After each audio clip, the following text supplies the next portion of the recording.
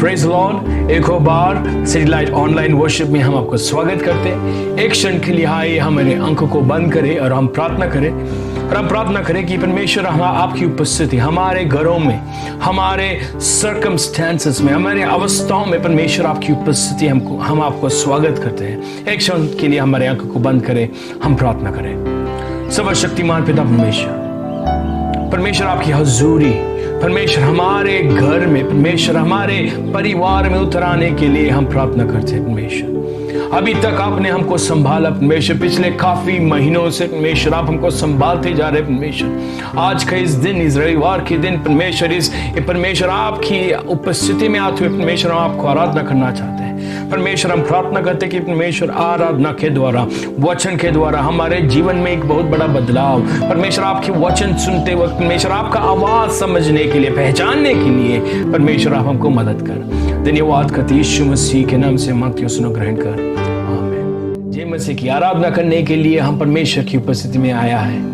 कुछ गीतों के द्वारा हम परमेश्वर को आराधना करेंगे, लेकिन मैं विनती करूंगा आप मेरा आवाज, कृपया सिर्फ मेरा आवाज सुनिए नहीं, बल्कि परमेश्वर की हजूरी में आके परमेश्वर को आराधना करने की कोशिश करें। इन गीतों के द्वारा, इन गीतों की बोली के द्वारा परमेश्वर की उपस्थिति को महसूस करने के लिए कोशिश करें। आइए हमारे आंखों को बंद करें और हम प्रार्थना करें, हम आराधना करें। गिन गिन के स्तुति करूं बेशुमार तेरे दानों के लिए, अब तक तूने संभाला मुझे, अपने बाहों में लिए हुए, अब तक तूने संभाला मुझे, अपने बाहों में लिए हुए। तेरे शत्रु का निशाना तुझ पर होगा ना सफल। बताए परमेश्वर को, तेरे शत्रु का निशाना तुझ पर होगा ना सफल। आंखों की पुतली जैसे वो रखेगा तुझे हर पल। आंखों की पुतली जैसे वो रखेगा तुझे हर पल। स्तुति करूं बेशुमार तेरे दानों के लिए, अब तक तूने संभाला मुझे, अपने बाहों में लिए हुए, अब तक तूने संभाला मुझे, अपने बाहों में लिए हुए। आंधिया बन के आए जिंदगी के फिकर, वो आंधिया बन के आए जिंदगी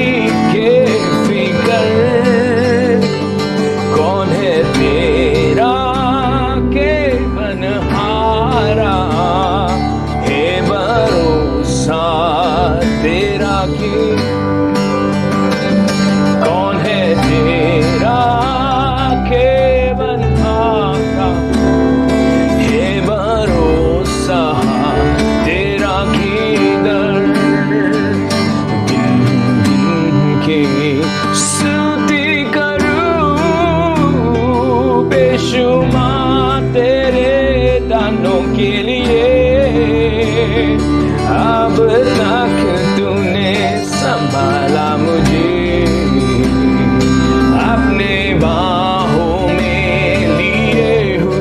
ओ अब तक तूने संभाला मुझे, अपने बाहों में लिए हूँ। ये मेरा दुआ है परमेश्वर, अब तक तूने संभाला मुझे, अपने बाहों में लिए हुए।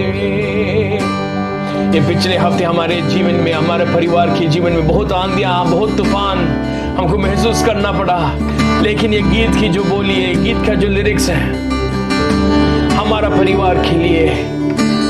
और मैं विश्वास करता हूं कि आपके परिवार के जीवन में भी ये बहुत अधिक तरीके से परमेश्वर आपसे बात करेंगे इन गीतों के द्वारा। आंधियां बन के आए जिंदगी के फिकर, आंधियां बन के आए जिंदगी के फिकर। कौन है तेरा के मनहारा, हे बोरा सा तेरा किधर। कौन है तेरा के मनहारा, हे भरोसा तेरा किधर। कौन है तेरा भरोसा, ओ तेरा किधर। कौन है तेरा के हे भरोसा तेरा किधर।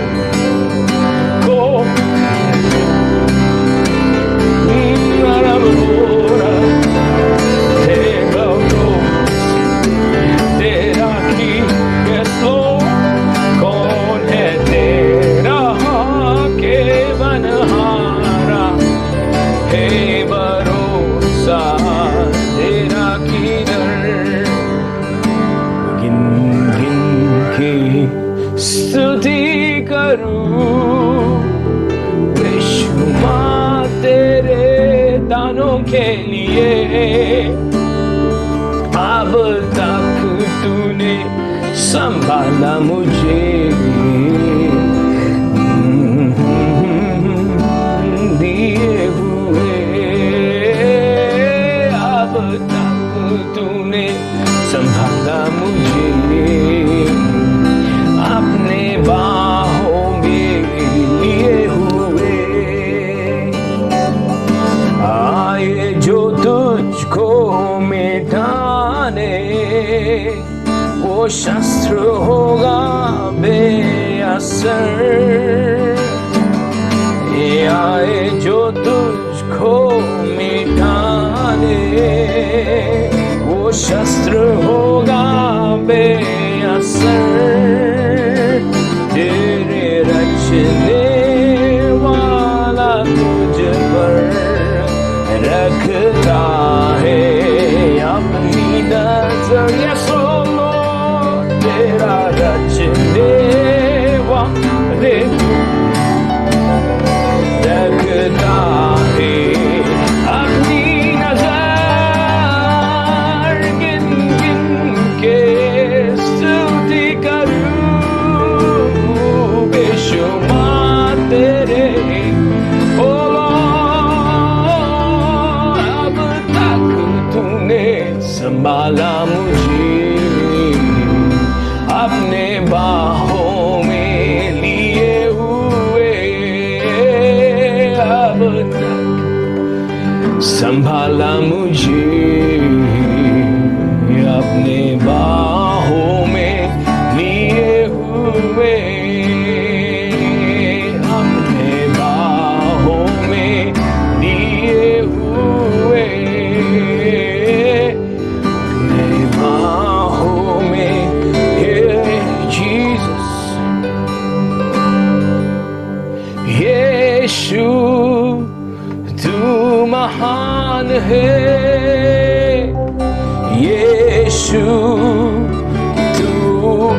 अच्छा है यीशु, तू धन्य है यीशु, तू जिंदा है यीशु, तू महान यीशु, तू महान है यीशु, तू अच्छा है यीशु, तू जिंदा है यीशु, तू धन्य है। दूतों की सुनी हुई तू ही है, प्रभुओं का प्रभु तू ही है। वचन में जाने से पहले पिछले दिनों में हमारे जीवन में, हमारा परिवार के जीवन में बहुत तूफानों से, बहुत आंधी की अवस्था से हमको गुजरना पड़ा। हमारा बेटा बहुत बीमार था। आप में से कई लोग जो स्पिरिचुअल मॉडल्स देखते हैं, आप में से कई लोग मेरे बच्चे के बारे में सुना था और हमने आप में से कई लोग फोन करके हमें पूछा, हमें हमारे बच्चे के बारे में हाल चाल पूछा था, उनकी हालत के बारे में आपने पूछा। और अभी तक मैं बता रहा हूं, अभी तक हमको चंगा ही नहीं मिला, लेकिन अभी भी हम कह सकते हैं कि परमेश्वर भला है, परमेश्वर महान है, परमेश्वर अच्छा है। हमारा परिस्थिति चाहे जितना भी बुरा हो जाए, परमेश्वर कभी बदलने वाला परमेश्वर नहीं है। परमेश्वर हर वक्त हमारा भलाई के लिए काम करता है। और इस आराधना के लिए जब मैं तैयार हो रहा था, मैं प्रार्थना कर रहा था और परमेश्वर ने मुझे वाणी दिया कि आपको चंगाई के लिए दुआ करना है। और मैं हैरान हो गया। मैंने बोला कि परमेश्वर, मैं अपना खुद का जीवन में बहुत सारे बीमारियों की अवस्था से हम गुजर रहा है, हम बहुत प्रार्थना कर रहे हैं हमारे बेटे के लिए, अभी तक चंगाई नहीं हुआ है, और आप चाहते हैं कि हम दूसरों के लिए प्रार्थना करें। परमेश्वर ने कहा, चंगाई आपके हाथ से नहीं, परमेश्वर के हाथ से है। और परमेश्वर के हाथ से, पिता के हाथों में जब हम बच्चे होते हुए, जब पिता के हाथों में हमारा जरूरतों को हम समर्पित करें, हमारा पिता जो स्वर्ग में है वो हमारा जरूरतों को सुनकर हमारा जरूरतों के अनुसार वो जवाब देंगे।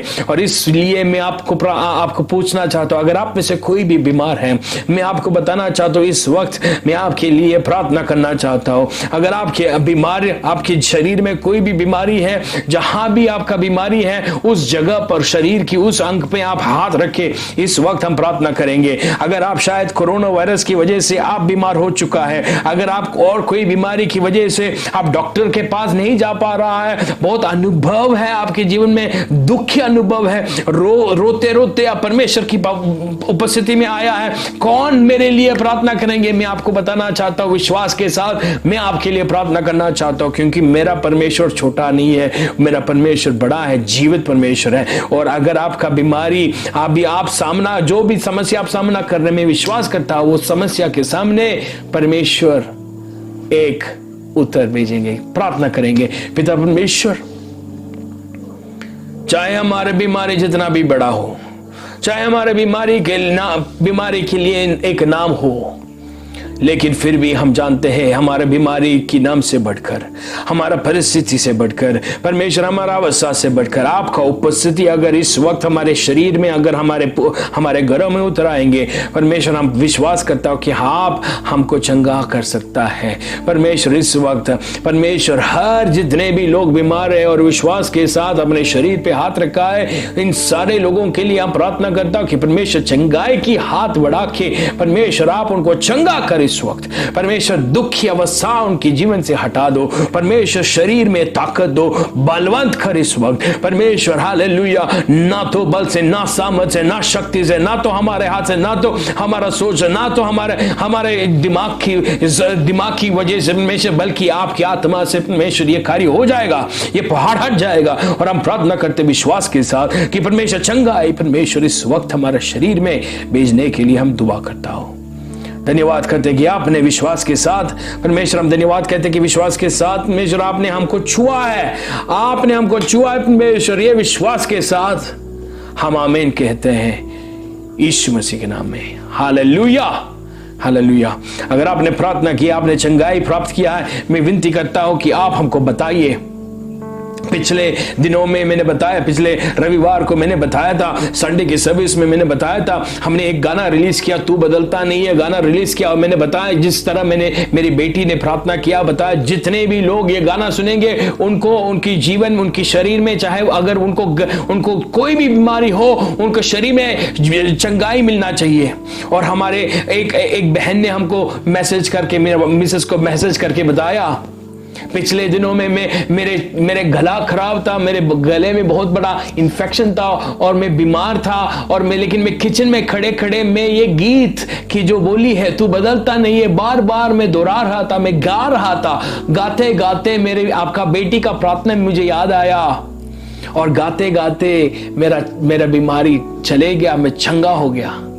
कितना महान परमेश्वर है। एक छोटी बेटी का प्रार्थना परमेश्वर ने सुना, और उस औरत जो किचन में खड़े होकर विश्वास के साथ प्रार्थना किया, उस औरत का भी प्रार्थना परमेश्वर ने सुना। चाहे आप जहां भी हो, जिस अवस्था से आप गुजर रहे हो, मैं आपको बताना चाहता हूं, परमेश्वर आपका प्रार्थना सुनेगा और परमेश्वर आपको चंगा कर सकता है। हालेलुया। अगर आपको चंगाई प्राप्त किया, अगर आपको चंगाई मिला है इस अवस्था, इस समय पर, कृपया आप हमको बताइए। हमारे व्हाट्सएप नंबर है, कृपया आप हमको बताइए, ताकि हमको भी, ये हमारे लिए नहीं है बल्कि हम ये गवाही सुनकर हम परमेश्वर को धन्यवाद कह सकते हैं। ये मेरा प्रार्थना नहीं है, हमारा प्रार्थना नहीं है, लेकिन आपका विश्वास और परमेश्वर का हाथ, दोनों चीज एक साथ जब मिल जाता है, परमेश्वर आपका शरीर में कार्य करेंगे। Hallelujah, hallelujah. आज की वचन के लिए हम एक आयत की ओर हम जाएंगे, और वो आयत एक्चुअली करीब 3 हफ्ते पहले हमने इसी आयत से हमने मनन किया, और वो आयत है यिर्मयाह 29:11। मैं पढ़ना चाहता हूँ, क्योंकि यहोवा की ये वाणी है कि जो कल्पनाएं मैं तुम्हारे विषय करता हूँ उन्हें मैं जानता हूँ, वे हानि की नहीं वरन कुशल ही की है, और अंत में तुम्हारा आशा पूरी करूंगा। 3 हफ्ते पहले जब मैंने इस आयत से जब प्रचार किया, ये मेरे लिए एक प्रचार था, एक वचन था, जो दूसरों के लिए प्रचार करने के लिए एक वचन था। लेकिन आज आप जैसे आपको पता है, पिछले कुछ दिनों के लिए हमारे बच्चे काफ़ी बीमार था, और बीमारी की वजह से हम भी बहुत परेशानी में था।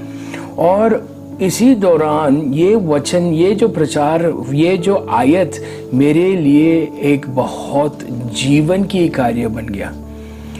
और इसके सामने जब मैं आया, मेरा आंख खुल गया, क्योंकि अब मैं इस आयत को मैं अनुभव कर रहा हूँ। कैसे? क्योंकि मैं इसी तरीके से, मैं बहुत परीक्षा से जब हम जाते हैं, कई बार हम परमेश्वर की जो बातें हैं, परमेश्वर का जो सोच है, हम कई बार हमारे आशा के लिए करके हम सोचता नहीं है, कई बार हमारे भविष्य की भलाई के लिए करके हम सोचता नहीं है। लेकिन जब हम परीक्षा से जब हम गुजरता है, इस आयत को जब हम पढ़ता है, हमें याद रखना चाहिए कि परमेश्वर हमारा हानि के लिए नहीं, बल्कि हमारा कुशल के लिए और हमारा आशा के लिए हर कुछ बदल देंगे। एक रिकैप के लिए अगर हम 3 हफ्ते पहले जो मैंने आपको बताया था कि किस तरीके से परमेश्वर ने इस्राएली लोगों को बाबेल देश में लेके आया, और मैंने ये देखा था कि हमने देखा ये था कि किस तरह परमेश्वर की इस अवस्था से, जो परीक्षा की अवस्था से जब वो गुजर रहा था, उन लोगों ने एक झूठा भविष्यवाणियों को सुनने के लिए उनका कान ज्यादा, ऐसे भविष्यवाणी को सुनने के लिए ज्यादा उन्होंने कान दिया। और हमने देखा कि किस तरह इस वजह से झूठा भविष्यवक्ता कैसे उनके जीवन में खड़े हो गया। और आज हम देखेंगे, अगर आप वो वचन नहीं सुना, कृपया 17 मई की प्रचार आप जाके देख सकते हैं, और समय लेके वो प्रचार आप सुन सकते हैं। और उसी के दौरान मैंने एक लफ्ज बताया, एक स्टेटमेंट मैंने बताया था, अगर परमेश्वर आपको मिस्र देश और फरोहोन की राज से आपको निकाल के लेके आ सकता है, तो वही परमेश्वर आपको बाबेल में और नबूकदनेस्सर राजा की जो रूल की अंडर आपको लेके जाके वहां पर भी परमेश्वर आपको क्या कर सकता है, वो आपका भविष्य बना सकते हैं। आपका विषय के लिए आपका परमेश्वर एक बदलाव लेके आ सकता है। और आज हम देखेंगे, आज हमारा मनन ये होगा कि जिस तरह हमने ये देखा कि परमेश्वर की वाणी ये है कि कल्पना है, परमेश्वर की कल्पना है क्या है, इस अध्याय में 29 अध्याय में से हम देखेंगे परमेश्वर की कल्पना क्या है इजरायली लोगों के लिए। उस वक्त जो एग्जाइल में, जो बाबेल देश में जो इजरायली लोग था, और 70 साल के लिए परमेश्वर ने बताया आपको एग्जाइल में वहां पे आपको रहना पड़ेगा, उन लोगों के लिए परमेश्वर का कल्पना है क्या था। वहां अगर हम देखें उस पूरा अध्याय को अगर हम देखें, वहां पे हम देख सकते 3 बात है। 3 बात इजरायलियों के लिए परमेश्वर का कल्पना है। परमेश्वर उनको बताता है मैं आपके बारे में मेरा कल्पना है वहां बाबेल देश में 3 बात है। पहली बात वो क्या है, वो आपका परिवार के बारे में, आपका परिवार पे ज्यादा फोकस या ज्यादा ध्यान दो। और वो हम देख सकते हैं 5 और 6, 5वीं और 6वीं आयत में हम देख सकते हैं, घर बनाकर उनमें बस जाओ, बारियां लगाकर उनके फल खाओ, विवाह करके बेटे बेटियां जन्माओ और अपने बेटों के लिए स्त्रियां विवाह लो और अपनी बेटियां पुरुषों के ब्याह दो कि वे भी बेटे बेटियां जन्माए और वहां घटो नहीं वरन बढ़ते जाओ, वहां घटो नहीं वरन बढ़ते जाओ। तो यहाँ पे हम देखते हैं, इन 2 आयतों में से हम देखते हैं परिवार के बारे में परमेश्वर उनको कहते हैं 3 बात आपको करना है। सबसे पहला बात यह है कि आपको बनाना है, घर बनाओ। दूसरी बात हम देखते हैं कि आपको बारियां लगाना है, मतलब प्लांट करना है। तो एक बार परमेश्वर कहते हैं आपको बिल्ड करना है, दूसरा परमेश्वर कहते हैं आपको प्लांट करना है, बारियां लगाना है। तीसरी बात परमेश्वर कहते हैं कि आपको बढ़ाना है, मल्टीप्लाई होना चाहिए। किस तरह? शादी करके आप मल्टीप्लाई करना है।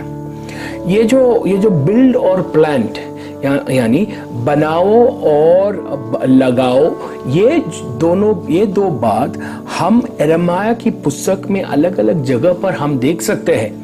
बार बार ये जो शब्द, ये जो बनाओ, बिल्ड और प्लांट, ये दोनों शब्द एक साथ मिला के परमेश्वर अलग अलग जगह पर ये बात कहते हैं। पहली जगह या यिर्मयाह 1:10 में अगर हम जाएं, वहां पे लिखा है, यिर्मयाह 1:10, वहां पे लिखा है, ये उन्हें बनाने और रोपने के लिए आपको में रखा है। ये बात परमेश्वर किसको कहते हैं? ये बात यिर्मयाह को हम देखते हैं, परमेश्वर उनको कहते हैं आपको बनाना है और रोपना है। और दूसरी जगह पर 31 की 28 में, यिर्मयाह 31 का 28 में हम देखते हैं, वहां पर भी हम देखते हैं बनाओ और बनाने के बारे में वहां पे लिखा है, जिस प्रकार से मैं सोच कर उनको गिराता और दाता नष्ट करता, काट डालता और सत्यानाशी करता था, उसी प्रकार मैं अब सोच कर उन्हें रोपूंगा और बढ़ाऊंगा। परमेश्वर वहां पे कहते हैं कि अब मैं आपको बनाऊंगा और आपको रोपूंगा। और तीसरी जगह पे हम जिस तरह हमने 29:5 में लिखा है, देखा है कि परमेश्वर कहते हैं, इजरायली लोगों को कहते हैं कि आपको बनाना है और आपको रोपना है। तो हम देखते हैं तीनों जगह पर यिर्मयाह को क्या परमेश्वर कहते हैं आपको मैंने रखा है बनाने के लिए, रोपने के लिए। परमेश्वर कहते हैं इजरायलियों को आपको बनाना है, रोपना है। और परमेश्वर कहता है मैं भी बनाता हूं और रोपता है। और ये इन तीनों जगह पर इन तीनों लोगों को जब परमेश्वर कहते हैं कि ये लोग बनाना है और रोपना है, तीनों जगह पर परमेश्वर कहते हैं इससे पहले, बनाने से पहले एक चीज होता है नाश होना, अपरूट होना और बिल्कुल खराब, खत्म करना। जब भी परमेश्वर कुछ चीज हमारे जीवन में बनाना चाहता है, कई बार परमेश्वर क्या करता है, परमेश्वर हमारे जीवन को एकदम से मरोड़ करता है। हमारे जीवन में जो अशुद्ध बातें हैं, जिन बातों को हमने प्रथम स्थान दिया, उन बातों को परमेश्वर क्या करता है, एकदम से हमको निचोड़ के परमेश्वर उन बातों को तोड़ देता है हमारे जीवन में से। क्यों? अब देखते हैं एक बेगर, एक गरीब व्यक्ति, जो एक भिखारी है, जब वो पैसे मांगते हैं, एक व्यक्ति के पास जाके वो पैसे मांगते हैं, और वो व्यक्ति जो पैसे मांगते हैं, जो व्यक्ति पैसे देता है, उनको बिना सोच के, बिना समझ के वो बस पैसे देके वो चले जाता है। मतलब वो पूछता नहीं है कि आपका हाल क्या है, आप कैसे होगा, क्या करेगा, कल को ये आप कैसे जिएंगे, कुछ नहीं सोचते हैं। देखा, पैसे मांगा, पैसे दे दिया। लेकिन अगर एक वही इंसान के पास अपना बच्चे आएंगे और कहेंगे पापा मुझे 10 रुपए दो, पापा मुझे 100 रुपए दो, पापा मुझे भूख लग रहा है, तुरंत नहीं देगा। सोचूंगा मेरा बेटा या मेरा बेटी मेरे घर में बैठ के, उनको क्या जरूरत है, उनके जीवन में किस विषयों के लिए उनका जरूरत है, इनके जीवन में किस किस विषयों को उन्होंने बड़ा समझ कर रखा है, उन विषयों को सोचने के बाद इनके जीवन में अगर जरूरत पड़े, परमेश्वर उनके माँ बाप डांट देकर और उनको कई बार मारकर, कई बार सुधारने के लिए अलग अलग कार्य करने के बाद ही वो कुछ ना कुछ उनको देंगे। इसी तरह परमेश्वर हमारे लिए सोचता है, हमारे लिए। वहां पे 31:28 में लिखा है कि परमेश्वर हमारे बारे में सोच कर हमारे जीवन में कुछ चीजों को नाश करता है, कुछ चीजों को बिल्कुल खत्म कर देता है। यिर्मयाह को जब परमेश्वर कहते हैं, जब परमेश्वर कहते हैं आपको ये बनाना है, रोपना है, पहला परमेश्वर यिर्मयाह को कहते हैं ये बनाने और रोपने से पहले आपको एक काम करना है, आपको तोड़ना है, नाश करना है। वो एक और बार वो आयत की ओर हम जाएंगे, यिर्मयाह 1:10 में वहां पे लिखा है गिरने और दांत देने के लिए, नष्ट करने और काट डालने के लिए। मतलब ये बनाना और ये रोपने से पहले आपको कुछ बातों को बिल्कुल नाश करना, बिल्कुल गिराना है। परमेश्वर की दास, अगर आप में से कोई भी परमेश्वर का दास है या दासी है, मैं आपको बताना चाहता हूं, कई बार परमेश्वर एक भविष्यवक्ता के रूप में हमको रखा है। किसी व्यक्तियों के जीवन में, किसी लोगों के जीवन में परमेश्वर ने हमको उनके जीवन में एक भविष्यवक्ता के रूप में रखा है, भविष्यवाणी देने के लिए। और हमारा भविष्यवाणी कई बार क्या होता है, हम सोचते हैं बनाने के लिए और रोपने के लिए, लेकिन बनाने और रोपने से पहले कुछ बातों को हमने बिल्कुल नीचे गिराना पड़ेगा, कुछ बातों को हमको तोड़ना पड़ेगा। कैसे? परमेश्वर, हमारे शब्दों से नहीं, परमेश्वर का वाणी जो उनके लिए, उसके द्वारा। भविष्यवाणी क्या है? हम सोचते हैं भविष्यवाणी सिर्फ हमारा इस दुनिया की आशीष के लिए कारण है, आशीष के कारण के लिए होता है भविष्यवाणी। नहीं, इस दुनिया की हमारा आशीष के कारण के लिए नहीं है भविष्यवाणी। भविष्यवाणी मतलब क्या है? भविष्यवाणी ये है कि हमारा जीवन में एक बदलाव, जब परमेश्वर अपनी नजर से हमारा जीवन देखता है, जब परमेश्वर अपने नजर से हमारा जीवन दिखता है, हमारा जीवन में क्या क्या अशुद्ध बातें हैं, क्या क्या बातों को बदलना है, इन सारे बातों को देखकर परमेश्वर कई पासबानों को, कई परमेश्वर के दासों को, कई बार वचनों से ही परमेश्वर हमसे बात करता है। उस वक्त हमको क्या करना है, जिस तरह उदाहरण दिया, माँ बाप के सामने बच्चे खड़े होते हैं और माँ बाप उनको उनका जीवन में जो कुछ भी अशुद्ध बातों को निकालने के लिए कोशिश करते, उसी तरह हम जो बच्चे हैं परमेश्वर परम पिता के सामने हमें क्या करना है, जो बातों को नाश करना है वो उन बातों को नाश करना है।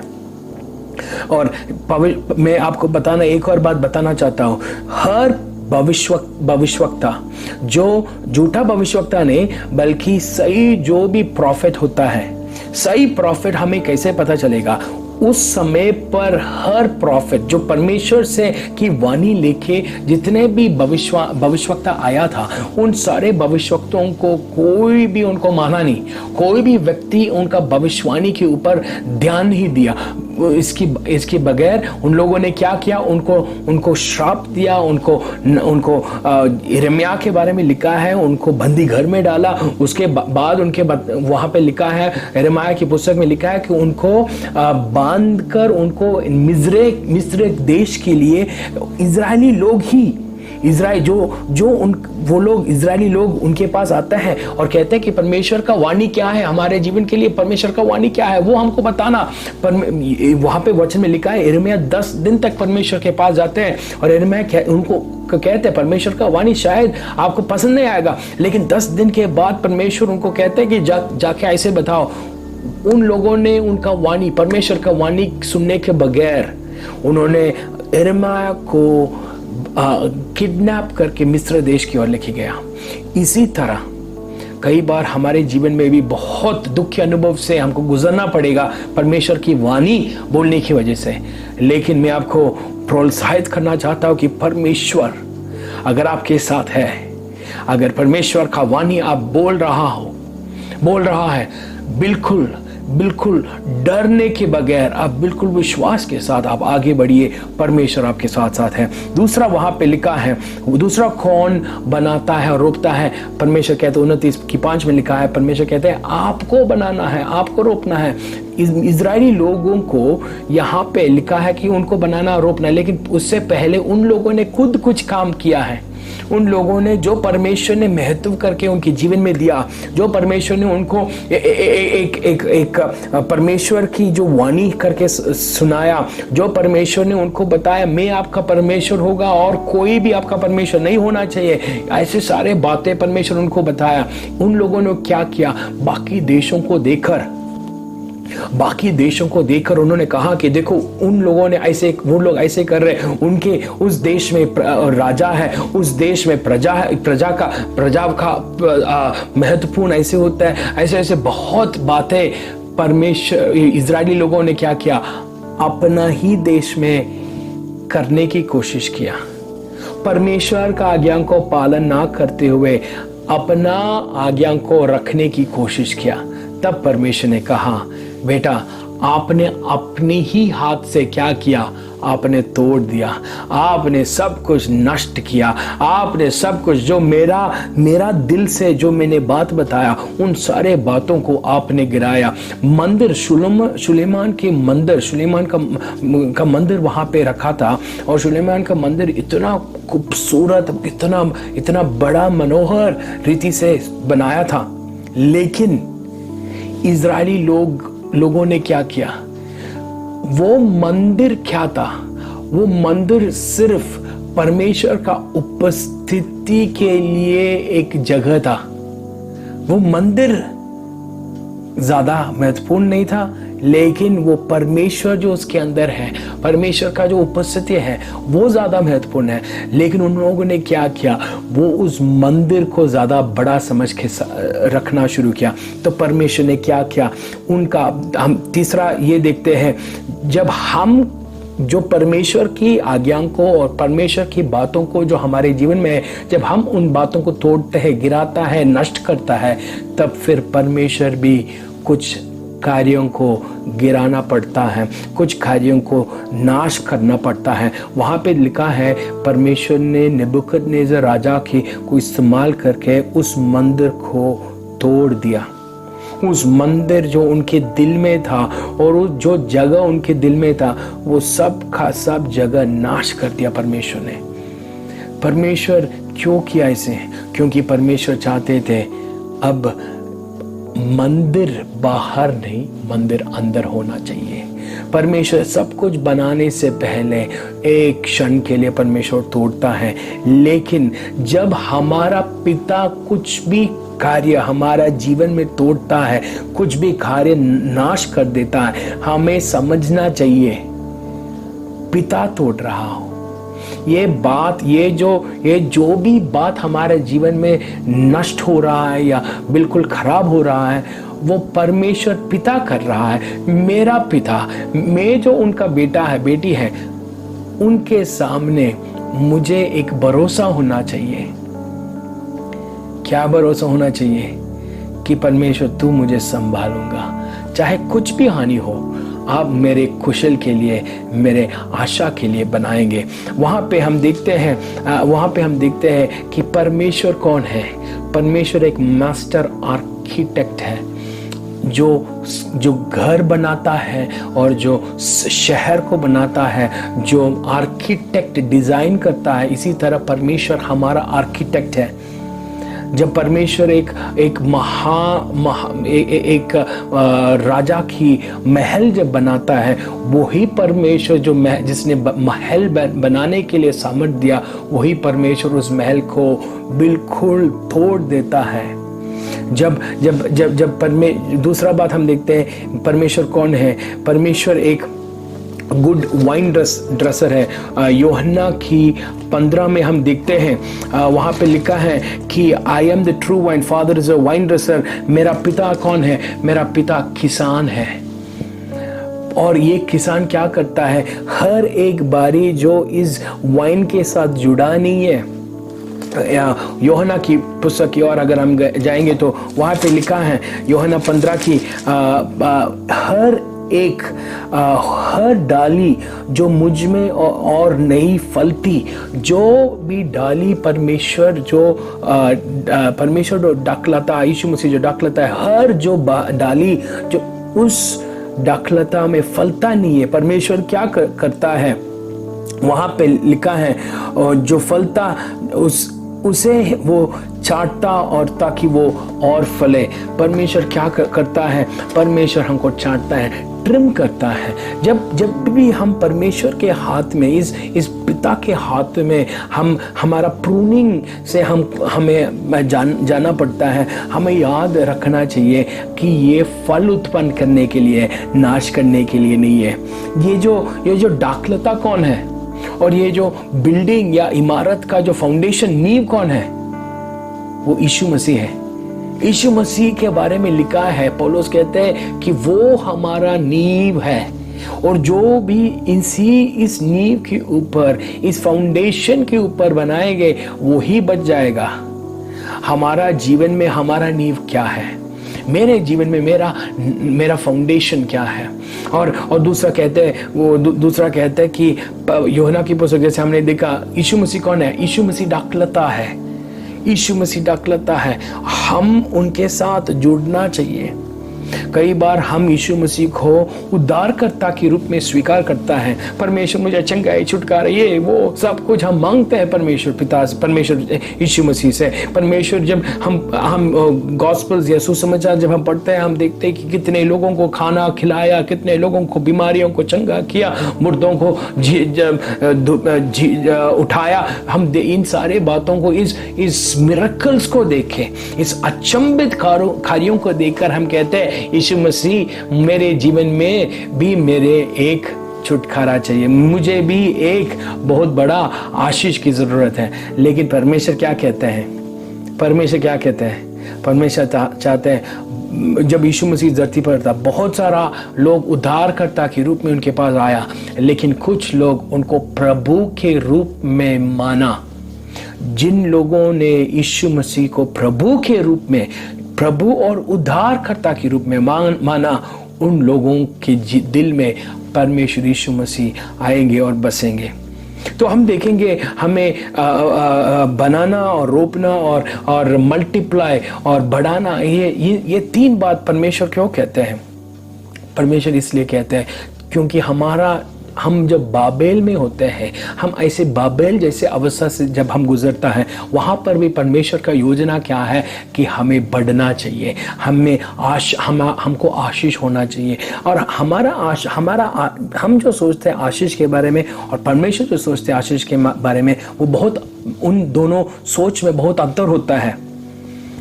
हम जो सोचते हैं आशीष है वो हमारे इस दुनिया के लिए गाड़ी, बंगलो, अच्छा बिस्तर, बड़े बड़े अच्छे अच्छे कपड़े, ये हम जो कुछ भी हम टीवी पे देखते हैं, जैसे जैसे लोग टीवी पे दिखता है, वो सारे सोच और वो सारे बात हम सोचते हैं वो हमारा आशीष है। लेकिन परमेश्वर का आशीष में बहुत बड़ा अंतर है। परमेश्वर का आशीष इस पल पल के लिए जो दुनिया है, जितना समय हम इस दुनिया में बिताएंगे, इस पल के लिए नहीं है। परमेश्वर हमारे बारे में क्या सोचता है? हमारा भविष्य जो उनके साथ होना चाहिए उसके बारे में परमेश्वर सोचता है। वहां पे परमेश्वर क्या कह रहे हैं, उनको क्या करने के लिए कह रहे हैं? वहां पे 70 साल परमेश्वर कहते हैं कि आपको 70 साल तक बाबेल में रहना है। और 70 साल किस तरह की लोग वहां पे था? वहां पे लिखा है 29 की 1 और 2 अगर आप की और अगर आप जाओगे तो वहां पे लिखा है पूर्णियों, भविष्यवक्ताओं, साधारण लोग और याजक लोग, ऐसे बहुत सारे ऑफिशियल्स। और दूसरी आयत में लिखा है कारीगर यरूशलेम से चले जाए, ये खोजे लोहर, हाकिम, ऐसे बहुत सारे लोगों के बारे में लिखा है। उसका मतलब आपको समझना चाहिए, ये जितने भी लोग हैं उन सबको एक नौकरी था। ये जो याजक है, ये जो प्रजा है, ये जो ऐसे सारे लोग जो है, राजा जो है, इन सबको एक अधिकार था, इन सबको एक नौकरी था, इन सबको एक जिम्मेदारी था। ये सारे बात लेकिन इजराइल के साथ जुड़ा हुआ था। लेकिन अब इजराइल छोड़ के अब यहाँ आ गया। यहाँ पे उनको ना तो अधिकार है, ना तो प्रजा है, ना तो काम है, ना नौकरी, ना कुछ। यहाँ पे परमेश्वर कहते हैं कि आपको इन सारे बातों को से आपको दूर रखा है। अब क्या करना है? परिवार पे ध्यान दो। परिवार पे आपको कैसे ध्यान देना है? वहां पे लिखा है 5वीं आयत में, आपको शादी करना है। आपको कैसे शादी करना है? आपको घर बनाना है, आपको बारी लगाना है और बगीचा लगाना है, वो 5वीं आयत में, और बारियां लगाना है और आपको शादी करना है। और शादी कैसे करना है? शादी करके आपको सिर्फ अपना पीढ़ी नहीं, आपका अगला पीढ़ी और उनका अगला पीढ़ी तक आपको सोचना चाहिए। हम इस दुनिया में हम नौकरी जब हम करते हैं, हम किस लिए करते हैं? ताकि हमारे इस दुनिया में हम सुख से जी सके, इसलिए हम नौकरी करते हैं। लेकिन एक दिन आएगा जब हम मर जाएंगे और जब हमारे मरने के बाद कोई भी हमारे बारे में सोचेंगे नहीं। अगर आपको दफनाया जाएगा, वहां पे लिखा जाएगा जिस साल आपका जन्म हुआ और जिस साल आपका मृत्यु हुआ, वो 2 साल लिखे जाएगा और हमारा नाम लिखे जाएगा, और शायद हमारा पति या पत्नी के नाम लिखा जाएगा और हमारे बच्चों के नाम लिखा जाएगा। इसके अलावा उस पत्थर पे लिखने के लिए और कुछ नहीं होगा, जगह नहीं है। याद रखना, उस पत्थर पे या उस खारे पे हमारे बारे में ज्यादा लिखने के लिए जगह नहीं है। जब हम मेहनत करके सब कुछ इस दुनिया से हम चले जाएंगे, हमारा मेहनत सब कुछ एक छोटा बॉक्स में लेके भी नहीं जा पाएंगे। तो परमेश्वर क्या कहते हैं? आप सिर्फ एक चीज आप लेके जा सकते हैं, आपका परिवार। जो कुछ भी हम अब हमारा परिवार के लिए करेंगे, मतलब हमारा रिश्ताओं के लिए जो हम करेंगे, कैसे करेंगे कि परमेश्वर उनके लिए जब हम प्रार्थना करते हैं और उनको परमेश्वर की ओर जब हम लेके जाएंगे, एक दिन जब हम परमेश्वर के सामने उनको आराधना करते हैं, हमारे बगल में हम हमारे बच्चों के साथ, हमारा भाई बहनों के साथ, हमारा माँ बाप के माता पिता के साथ, हमारा पति पत्नी के साथ, सब मिलके हम परमेश्वर को आराधना कर सकते हैं। सोचिए, अगर जब हम इस दुनिया छोड़ के अगर जब हम जाते हैं, अगर हम हमारे परिवार पे हम ज़्यादा ध्यान नहीं दिया तो हम अकेले वहाँ पे खड़े होंगे परमेश्वर के सिंहासन के पास। परमेश्वर चाहता है कि हम सब अपना सारे सोच छोड़कर क्या करना है। परमेश्वर वहाँ पे लिखा है कि आपको बनाना है, क्या बनाना है? घर बनाना है। क्यों बनाना है? क्योंकि परमेश्वर कहते हैं उनमें आपको बसना है। जब हम चंडीगढ़ में रहते हैं और कई लोग होता है जो चंडीगढ़ से नहीं है, बहुत कम लोग होते हैं जो चंडीगढ़ से हैं और चंडीगढ़ के रहने वाले हैं। अधिकतर लोग क्या है, अधिकतर लोग अलग अलग नगरों से या अलग अलग स्टेट से यहाँ पे आके नौकरी के लिए आया है। लेकिन हम क्या करते हैं, इस नगर में, इस शहर में नौकरी करके हम हमारा जिस देश से, जिस नगर से, जिस स्टेट से हम आया, उस स्टेट में जाके एक घर बनाने के लिए हम पैसे इकट्ठा कर रहा है। और हम सोचते हैं एक दिन में रिटायर होगा, एक दिन में चंडीगढ़ छोड़ के मैं वहां जाऊंगा और मैं वहां पे रिटायर करूंगा। परमेश्वर कहते हैं देखो अब जो है, कई बार हम इस सोच में, रिटायरमेंट की सोच में, हम अपना परिवार को हम भूल जाता है। रिटायरमेंट क्या है? जब रिटायर हो जाएगा बिल्कुल आराम होगा। इस वजह से क्या हो जाता है, हमारे बच्चों को, हमारा परिवारों को कई बार वो साइड पे हो जाता है, हम ध्यान नहीं देता। परमेश्वर कहते हैं अब परिवार पे घर बनाओ, अपना घर बनाओ। और इसी समय जो आप रिटायरमेंट के बारे में के बाद सोच रहा हो, अब अपना परिवार के साथ समय बिताओ। दूसरी बात परमेश्वर कहते हैं आपको क्या करना है, आपको बारियां लगाना है।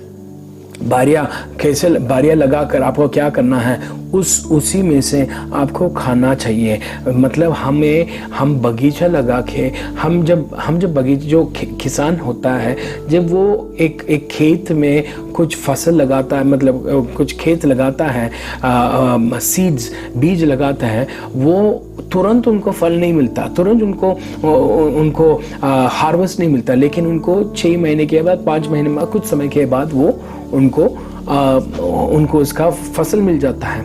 और जब वो पेड़ पौधे लगाता है और फल उत्पन्न करने वाला पेड़ पौधे लगाता है, तुरंत उनको नहीं मिलता, उनको साल के हिसाब से सोचना पड़ेगा। 5 साल, 10 साल, 15 साल, ऐसे काफी लंबे समय के बारे में उनको सोचना है। इसी तरह परमेश्वर कहते हैं आपका आज या कल के बारे में नहीं, बल्कि आपको ऐसे भारी लगाना है कि आने वाला सालों में, मतलब 5 या 10 और 25 साल के बाद आपके बच्चे किस तरह होगा, कैसे होगा, वो आपको सोच के अब आपको क्या करना है, आपका जो खेत है, आपका जो बगीचा है, आपका जो बारियां है, इस पे आपको ध्यान देना है, इस पे आपको ध्यान देना है। हम कई बार हमारे बच्चों को ज़्यादा ध्यान नहीं देते।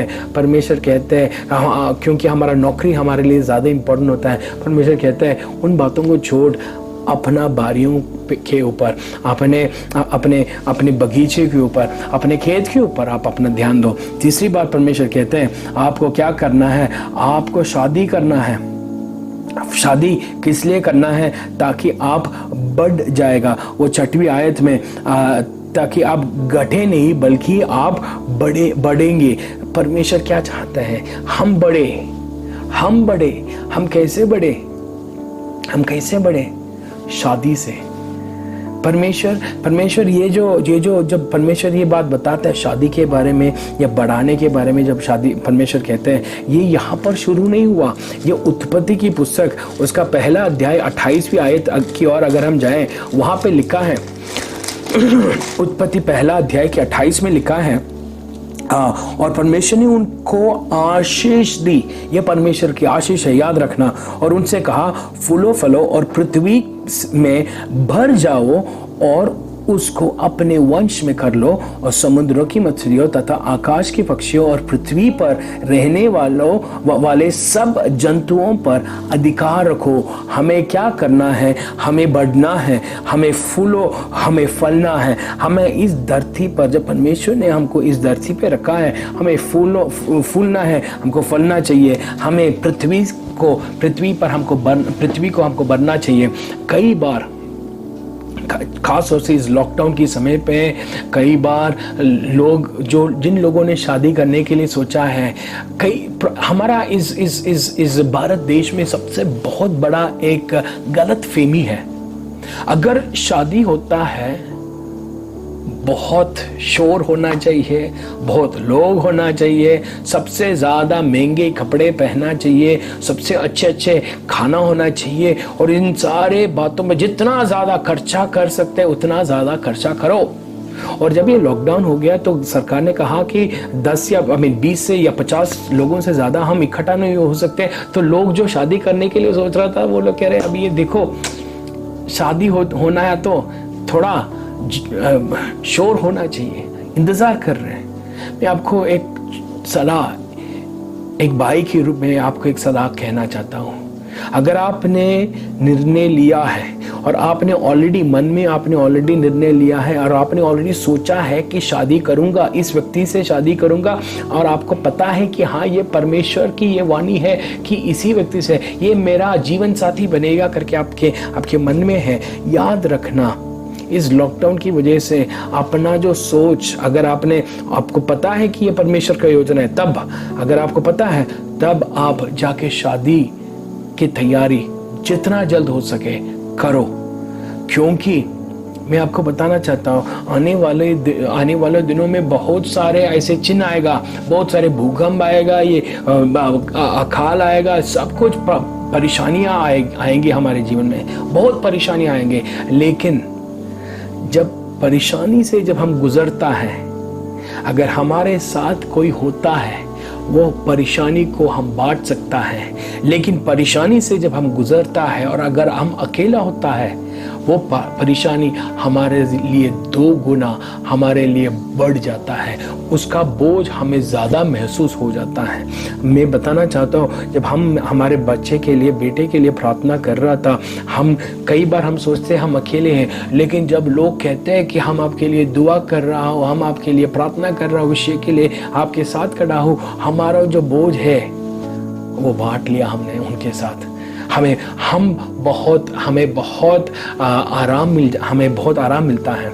इसी तरह मैं आपको बताना चाहता हूँ, अगर परमेश्वर ने आपको कहा है, दिखाया है जिस व्यक्ति के साथ आपको शादी करना है, जितना जल्द हो सके आप शादी करने की कोशिश करो। अगर अभी भी आपको पता नहीं है, अभी भी आपको पता नहीं है कि किससे शादी करना है, और आपको लेकिन आप इन सारे बातों को देखकर आपको लगता है हाँ, जितना जल्दी हो सके शादी करें, मैं आपको बताना चाहता हूँ, तेजी से आने वाला रेलगाड़ी है, उसके सामने मत जाना, बच के रहना।